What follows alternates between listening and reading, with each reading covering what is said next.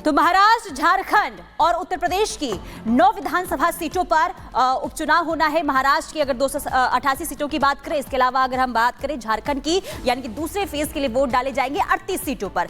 लेकिन उससे पहले आज चुनाव प्रचार का आखिरी दिन, यानी कि आज दावों वादों का आखिरी दिन है और शाम 5 बजे के बाद कोई भी नेता जनता के बीच जाकर वोट की अपील करते हुए नजर नहीं आएंगे। ऐसे में आज आखिरी दिन पूरी तरीके से तमाम पार्टियों ने अपनी पूरी ताकत लगा दी है और देखना यह होगा कि आखिर 23 नवंबर को जनता किन के वादों पर भरोसा जताती है। लेकिन उससे पहले आज किस तरीके से सियासी सरगर्मियां चुनाव प्रचार के आखिरी दिन देखने को मिल रही है, रिपोर्ट के जरिए आपको दिखाते हैं।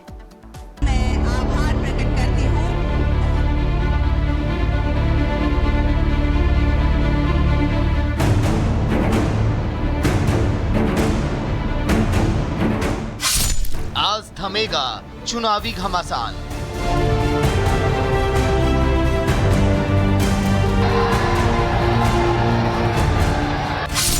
अड़तालीस घंटे बाद जनता करेगी मतदान।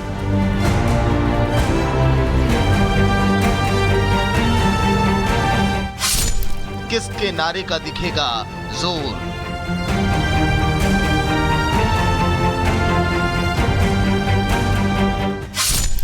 इंतजार बस 48 घंटे और।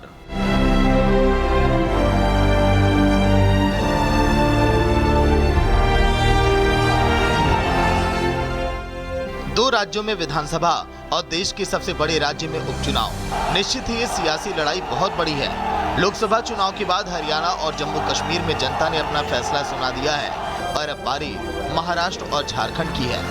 आज दोनों ही राज्यों में चुनावी रैलियों का आखिरी दिन है और आखिरी दिन भी ये गारंटी है कि सियासी पारा बीते दिन से ज्यादा ही होगा। महाराष्ट्र के चुनाव में हरियाणा की तरह ही बटोगे तो कटोगे के नारे पर बीजेपी ने पूरा मोर्चा सजाया। सीएम योगी हो या फिर पीएम मोदी, सभी ने हिंदुओं को एक रहने और सेफ रहने की नसीहत दी। एक बात कभी भी मत भूलना, और अब तो इसकी ज्यादा जरूरत है। हमें याद रखना है, एक है तो सेफ है, एक है तो। इस देश का इतिहास गवाह है, बटे थे तो कटे थे, बटे थे तो बटेंगे तो कटेंगे। हालांकि बीते 48 घंटे में महाराष्ट्र में वोट जिहाद का मुद्दा भी खूब गरमाया। मौलाना नुमानी के वोट जिहाद का जवाब डिप्टी सीएम देवेंद्र फडणवीस ने वोट धर्म युद्ध से दिया। तो वहीं AIMIM भी महाराष्ट्र के चुनाव में खुद को साबित करने की जी तोड़ कोशिश कर रही है। वो जीत गए हरियाणा की जीत के बाद, तो उसके बाद उनके हौसले बहुत बुलंद हो जाएंगे। वहीं बात अगर झारखंड विधानसभा की रैलियों की करें तो यहाँ घुसपैठ के मुद्दे पर बीजेपी ने सोरेन सरकार को जमकर घेरा और उसका शिकंजा हर रैली के साथ कसता चला गया। यही नहीं, यूनिफॉर्म सिविल कोड के ऐलान के बाद तो बीजेपी ने सोरेन सरकार पर करारा प्रहार किया।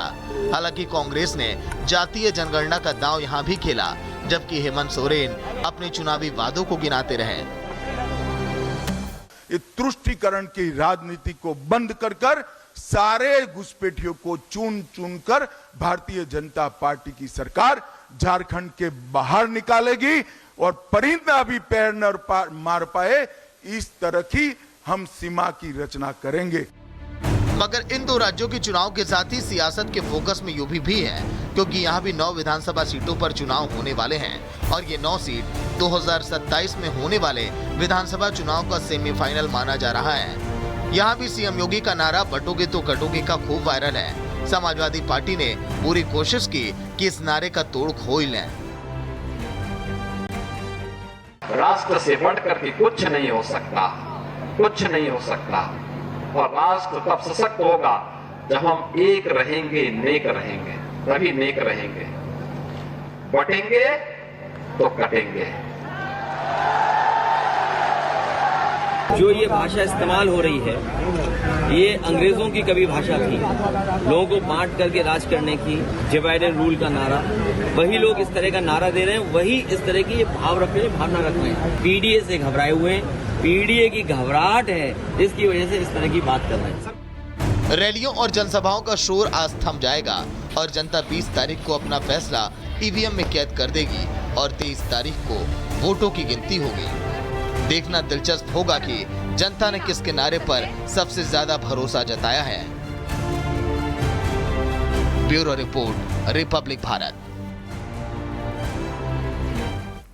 तो झारखंड और महाराष्ट्र के विधानसभा चुनाव लगातार सुर्खियों में बने हुए हैं। अलग अलग जगह से हमारे 3 सहयोगी हमारे साथ जुड़ चुके हैं। सत्यप्रकाश मुंबई से हमारे साथ हैं, तो लखनऊ से अजय दुबे हमारे साथ जुड़ चुके हैं, दुमका झारखंड से अनूप भी हमारे साथ है। सबसे पहले मुंबई आपको लेकर चलते हैं, सत्यप्रकाश हमारे साथ है। सत्यप्रकाश, बेहद दिलचस्प रण महाराष्ट्र का सुनाई दे रहा है, दिखाई दे रहा है, क्योंकि यहाँ पर मुद्दों के साथ साथ जिस तरीके से बयानबाजी देखने को मिल रही है एमवीए और महायुति के बीच में, क्या लगता है कौन बाजी मार जाएगा? जनता का रुख किस तरफ देखने को मिल रहा है?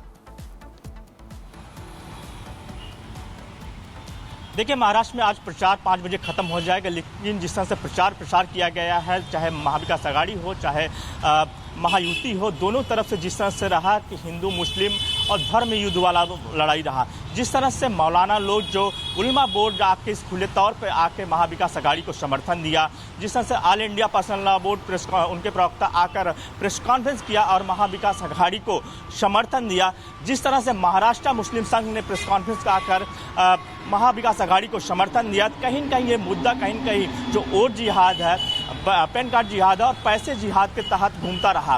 कहीं न कहीं पूरे महाराष्ट्र में जो प्रचार रहा, विकास की बातें कम किया गया है, लेकिन जिस तरह से वोट जिहाद, जिस तरह से मुस्लिम संगठन आए सामने और जिस तरह से उन्होंने खुले तौर पर कांग्रेस, शिवसेना उद्धव ठाकरे गुट और एनसीपी शरद पवार गुट को समर्थन दिया, इन्हीं सारी तीनों चीज़ों पे लगातार घूमती रही और वोट जिहाद, पैन कार्ड जिहाद, पैसा जिहाद के बाद कहीं कहीं धर्म युद्ध वाली बात सामने आ गई। बीजेपी ने खुला तौर पर कहा कि जिस तरह से मुस्लिम संगठन आकर खुले तौर पर महाविकास आघाड़ी को समर्थन दे रहे हैं, अलग अलग बातें कर रहे हैं, जिस तरह से मस्जिदों से कहा जा रहा है कि महाविकास आघाड़ी को जिताना है, महायुति को हराना है, और जिस तरह से मुस्लिम संगठनों ने कहा कि अगर महाविकास आघाड़ी को वोट हम देते हैं तो हमारी जो मांगे हैं, 17 मांगे जो रखी गई वो हमारी पूरी होगी। और जिस तरह इन तमाम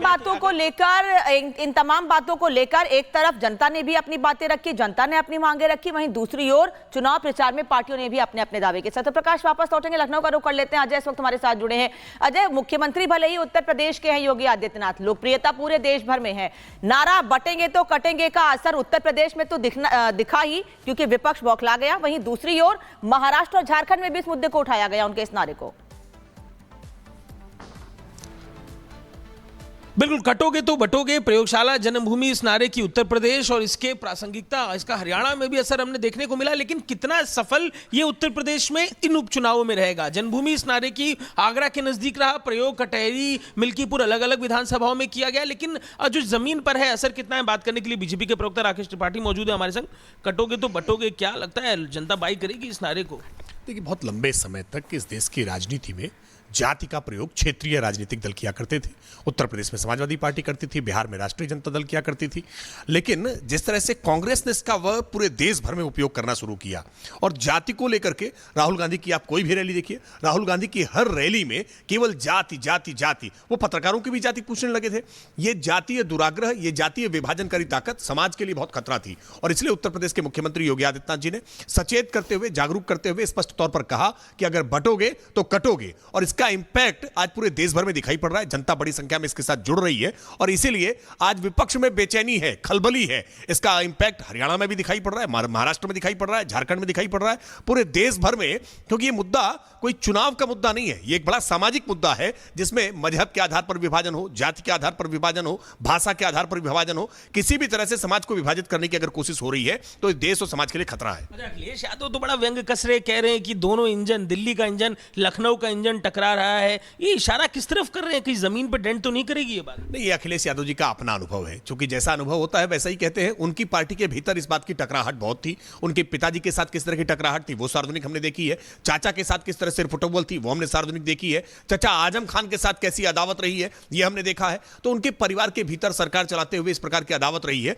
तो आज इस बात को लेकर आश्चर्य में है कि कैसे उत्तर प्रदेश की योगी आदित्यनाथ सरकार ने 37 वर्षों का रिकॉर्ड तोड़ करके 2022 में फिर से वापसी कर ली है। इस बात को लेकर के वो निश्चित तौर पर चिंता में है और यही चिंता उनको बार बार इस तरह की आशंकाओं को लेकर के सामने आती है कि किसी तरह से कहीं फूट पड़े और उनको फिर से सरकार बनाने का मौका मिले। लेकिन उत्तर प्रदेश की जनता उनको सरकार बनने का मौका देने वाली नहीं है।